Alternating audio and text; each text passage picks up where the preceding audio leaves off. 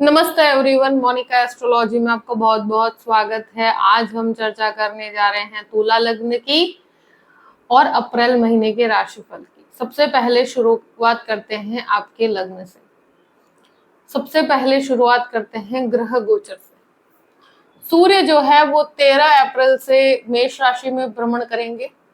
शुक्र जो है वो 31 मार्च से मीन राशि के अंदर स्थित रहेंगे 25 अप्रैल तक। बुध जो है वो 9 अप्रैल से लेकर 10 मई तक मीन राशि में रहेंगे और 2 तारीख से 25 तारीख तक अप्रैल में वक्र अवस्था में रहेंगे। मंगल 23 तारीख को मीन राशि के अंदर आ रहे हैं, 1 जून तक रहेंगे वहीं पर। इस प्रकार से ग्रह गोचर है। सबसे पहले शुरुआत करते हैं आपके लग्न से। तुला लग्न और लग्न का स्वामी बनता है शुक्र, और इस महीने शुक्र आपके 6th हाउस में है राहु के साथ। और यहाँ पर बुध भी 9 तारीख से आएंगे और वक्र अवस्था में आएंगे। तो लग्नेश का छठे घर में जाना, तो इस महीने मुझे लगता है कि परफॉर्मेंस कहे या कहीं पर भी प्रेजेंटेशन कहे तो बहुत ज्यादा ध्यान रखने की जरूरत रहेगी। आपका परफॉर्मेंस उतने लेवल का नहीं हो पाएगा। मुझे लगता है कि बहुत बड़े डिसीजंस, बहुत बड़े स्थान परिवर्तन करते हैं तो कंफर्ट जोन नहीं मिलेगा। जो लोग जॉबलेस हैं तो मुझे लगता है इस महीने आपको कॉम्प्रोमाइजिंग अप्रोच के साथ ही जॉब को आपको लेना पड़ेगा, क्योंकि मुझे लगता है कि वो कंफर्ट जोन, वो आपके कंडीशंस के हिसाब से चीजें होने की बात की जाए तो इस महीने इस प्रकार की अवस्था मुझे बहुत ज्यादा अच्छी नहीं लग रही है। अपने स्वास्थ्य का भी आपको बहुत ध्यान रखना पड़ेगा, क्योंकि मुझे लगता है कि ये एक ऐसी अवस्था है कि लग्नेश का छठे घर में जाना राहु के साथ, तो ये प्लेसमेंट्स में अपने हेल्थ को लेकर आपको सबसे ज्यादा ध्यान रखने की जरूरत है। द्वितीय भाव की बात करते हैं। द्वितीयेश जो है वो मंगल बनकर आपके पंचम भाव में है 23 तारीख तक। यहाँ पर शनि के साथ अवस्था में है, तो वाणी यहाँ पर बहुत ज्यादा कहते हैं ना कि कटाक्ष लेकर रहेगी। आप अपने बच्चों के कारण थोड़े परेशान हो सकते हैं, और यहाँ पर डेफिनेटली कहेंगे कि परिवार के अंदर भी आप वाणी की बात की जाए या कुछ भी आपके सेविंग्स भी खर्च होंगे तो वो बच्चों पे होंगे।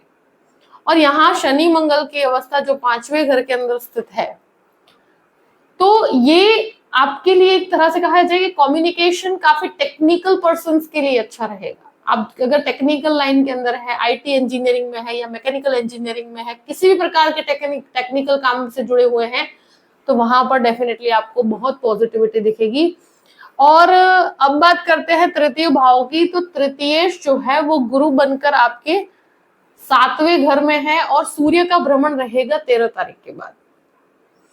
तो मुझे लगता है कि 13 तारीख के बाद आपके लिए एक बहुत बेटरमेंट ये है कि आपके बिजनेस के अंदर आपको अपॉर्चुनिटीज प्राप्त होगी, और इस अपॉर्चुनिटी को आपको डेफिनेटली एक्सेप्ट करना चाहिए।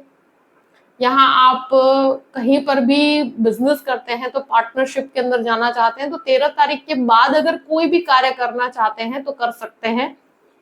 यहाँ पर डेफिनेटली कम्युनिकेशन के अंदर ध्यान रखना पड़ेगा, मगर 13 तारीख के बाद मुझे लगता है सूर्य गुरु की अवस्था जो है वो आपको एक तरह से अपॉर्चुनिटी ला कर देगी, और साथ साथ में आप लोगों के साथ जुड़ पाएंगे जो काफी समय से जुड़ नहीं पाए। जो भी एजुकेशन सेक्टर से जुड़े हुए हैं, टीचिंग लाइन में है, उनके लिए एक बहुत अच्छी अवस्था है। और अब चतुर्थ भाव की बात करते हैं। चतुर्थे शनि मंगल के साथ है, तो मुझे लगता है कि आप अगर प्रॉपर्टी लेना चाहते हैं तो 23 तारीख तक का समय बहुत अच्छा है। कोई भी प्रॉपर्टी लेना चाहते हैं, प्रॉपर्टी बेचना चाहते हैं, कंस्ट्रक्शन करवाना चाहते हैं, उसके लिए एक बेटरमेंट की परिस्थिति है। यहाँ मानसिक रूप से एक असंतोष रहेगा इस महीने, सेटिस्फैक्शन लेवल नहीं होगा। और यहाँ पर जो कहते हैं ना कि मानसिक रूप से आप काफी अशांत महसूस करेंगे, क्योंकि एक आंतरिक जो शांति होती है, जब भी शनि मंगल की अवस्था रहेगी और लग्नेश का छठे घर में जाना, वो व्यक्ति को तनाव देता है, स्ट्रेस देता है। वो छोटी सी छोटी चीज को बहुत ज्यादा कहते हैं ना कि डेप्थ में जाके सोचता है। तो ये चीज को आप अवॉइड कीजिएगा। जितना हो सके लोगों से मिलकर आप रहेंगे तो ज्यादा रहेगा। बहुत ज्यादा एकांत में रहने से बचना चाहिए। पंचम भाव की बात करते हैं। पंचम भाव में शनि मंगल है, तो जो भी स्टूडेंट्स हैं और स्पेशली आईटी क्षेत्र में और मेडिकल क्षेत्र में है उनको बहुत फायदा है। 23 दिन का समय आपके लिए एक बहुत बेहतर रिजल्ट्स लेकर आएगा। स्टूडेंट्स के अंदर बेटरमेंट होगी। जो भी लोग मतलब तुला लग्न के हैं वो बच्चों के कारण मानसिक परेशान हो सकते हैं। बच्चों की वजह से आपको तनाव रहेगा, बच्चों के खर्च की वजह से आपको तनाव रहेगा, एक विचार मतभेद रहेगा आपका बच्चों के साथ। यहाँ पर जो भी लोग संतान प्राप्ति की इच्छा रखते हैं तो उनको अपने स्वास्थ्य का ध्यान रखना पड़ेगा और बहुत ज्यादा ट्रैवलिंग अवॉइड कीजिएगा। 6th हाउस की बात करते हैं। 6th लॉर्ड गुरु बनकर 7th भाव में, 6th हाउस में सारे ही प्लेनेट्स इकट्ठे हैं और लग्नेश भी 6th हाउस में है। यहाँ पर स्किन से related problems, sugar related problems सबसे ज्यादा परेशान कर सकती है। जिसके भी शुगर प्रॉब्लम है, थायराइड से रिलेटेड प्रॉब्लम, इन्फेक्शन से संबंधित समस्या, ये सारी समस्याओं से आपको सतर्क रहना है। ये महीना स्वास्थ्य को सबसे फर्स्ट स्थान देना चाहिए, क्योंकि मुझे लगता है कि प्रायोरिटी की बात की जाए तो इस महीने आपका मेंटल हेल्थ भी बहुत ज्यादा अच्छा नहीं रहेगा, क्योंकि ये मानसिक तनाव देता है और बुध का वक्री भ्रमण छठे घर में ही है, तो ये व्यक्ति को बहुत ज्यादा इंटेंस थिंकिंग में डालता है, बहुत ज्यादा नेगेटिविटी आ जाती है। तो इस महीने नेगेटिविटी से बच के रहना है। जितना हो सके अपने पॉइंट ऑफ व्यूज लोगों के साथ डिस्कस कीजिएगा, तो वहां पर बेटरमेंट आएगा। ये विवाद का भी घर है, तो किसी भी प्रकार के विवाद से दूर रहिएगा। और यहाँ मुझे लगता है कि शत्रु हावी होने की कोशिश करेंगे, तो बने वहां तक किसी भी विवाद में पड़ने से बचिएगा। हो सके वहां तक विवाद को अवॉइड कीजिए। यहाँ बहुत बड़े लोन लेने से आपको बचना चाहिए। अब बात करते हैं 7th भाव की। सप्तमेश मंगल बनकर 5th भाव में है। गुरु सूर्य की युति बनेगी 13 तारीख के बाद। ये पार्टनरशिप के लिए बहुत अच्छा है। आप कोई भी पार्टनरशिप करते हैं 13 तारीख के बाद कीजिए, बहुत बेटरमेंट होगा। 13 से 23 के बीच में कार्य करेंगे तो बेहतरी आएगी। जो ऑलरेडी बिजनेस के अंदर है उनके लिए बहुत फायदा है, बहुत बेटरमेंट मिलेगा। यहाँ पर गुरु सूर्य की युति है। जो भी लव मैरिज करना चाहते हैं वहां पर थोड़ा सा डीले होगा, चीजें डीले होंगी। पति पत्नी मिलकर कोई कार्य करते हैं तो वहां पर आपको डेफिनेटली बहुत अच्छे लाभ होंगे। अगर कोई पार्टनरशिप करना चाहते हैं तो 23 तारीख तक कर सकते हैं। अब बात करते हैं 8th भाव की। तो 8th भाव में शुक्र का स्वामी बनकर आपके 6th हाउस में है, तो यहाँ पर स्वास्थ्य संबंधित, मानसिक तनाव संबंधित समस्याएं आपको इस महीने परेशान करेंगी ही करेंगी। मगर ये चीज जरूर कहूंगी कि फॉरेन लैंड से संबंधित या एजुकेशन से संबंधित चीजों में डीलेज होंगे। 9वें भाव की बात करते हैं। नवमेश बुध बनकर आपके 6th हाउस में है। यहाँ पर एक तरह से कहा जाए कि स्पिरिचुअल कनेक्शन की बात कीजिए तो वहां पर कमी है। ये एक चीज जरूर रहेगी कि भाग्य का सपोर्ट इस महीने बहुत ज्यादा प्राप्त नहीं है।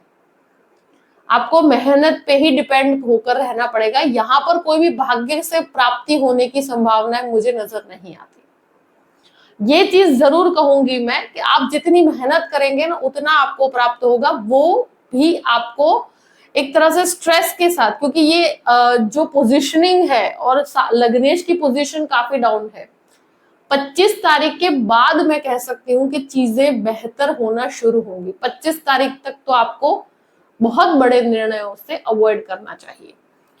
अब बात करते हैं 10th हाउस की। 10th हाउस का स्वामी चंद्रमा है। यहाँ पर जो है, जहां पर स्थित होकर कार्य कीजिए।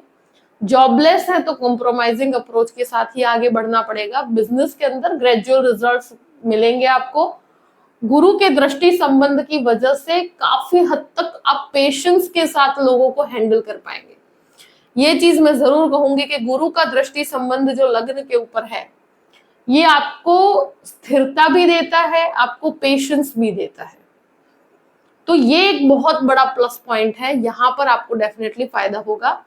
11th हाउस की बात करते हैं। 11th हाउस का लॉर्ड जो है आपको 6th हाउस में और फिर 7th हाउस में, तो मुझे लगता है कि लाभ जो है वो 13 तारीख से मिलना शुरू होंगे। 13 के बाद मुझे लगता है आपको बेटरमेंट मिलना शुरू होगा। यहाँ पर आपके जो लोगों के साथ आप जुड़ नहीं पा रहे थे, वहां पर आप जुड़ना शुरू होंगे 13 तारीख के बाद। 12th हाउस की बात करते हैं। 12th हाउस का लॉर्ड बुध बनकर आपके 6th हाउस में है। फॉरेन लैंड से संबंधित समस्याओं में मुझे लगता है कि अगर आप विदेश जाना चाहते हैं या विदेश में कहीं पर भी इन्वेस्ट करना चाहते हैं, तो यहाँ पर विदेश के डॉक्यूमेंटेशन में बहुत सतर्क रहना पड़ेगा। मुझे लगता है कि डॉक्यूमेंटेशन इश्यूज इस महीने आ सकते हैं। अगर सबमिशन करना है या कहीं पर भी आप कहे तो वेटिंग में रखा जा सकता है आपको। विदेश के कार्यों में मुझे लगता है बाधा है। दूसरी चीज, डॉक्यूमेंटेशन में मिस्टेक्स होने की संभावना पूर्ण रूप से बनी हुई है। तो 25 तारीख तक का समय ऐसा है कि जहां पर फॉरेन लैंड्स में अगर अप्लाई कर रहे हैं, ईमेल राइटिंग कर रहे हैं, कहीं पर भी कम्युनिकेशन कर रहे हैं, बहुत प्रिसाइज रहिएगा। हर डॉक्यूमेंट को 2 से 3 बार चेक करिएगा, क्योंकि वक्री भ्रमण में व्यक्ति के ये मिस्टेक्स होती ही होती है। लीगल मैटर में मुझे लगता है बहुत ज्यादा बेटरमेंट नहीं है, तो इस महीने किसी भी प्रकार के कोर्ट कचहरी में आपको बहुत ज्यादा फायदे की परिस्थिति नहीं है। 25 तारीख तक आपको परिस्थितियों को बहुत ही पेशेंस के साथ हैंडल करना होगा। जो भी परिस्थिति है मैंने आपके सामने रख दी है। आई होप कि ये वीडियो आपको पसंद आया होगा। पसंद आए तो लाइक भी कीजिएगा और सब्सक्राइब भी कीजिएगा। Thank you so much. जय श्री कृष्ण।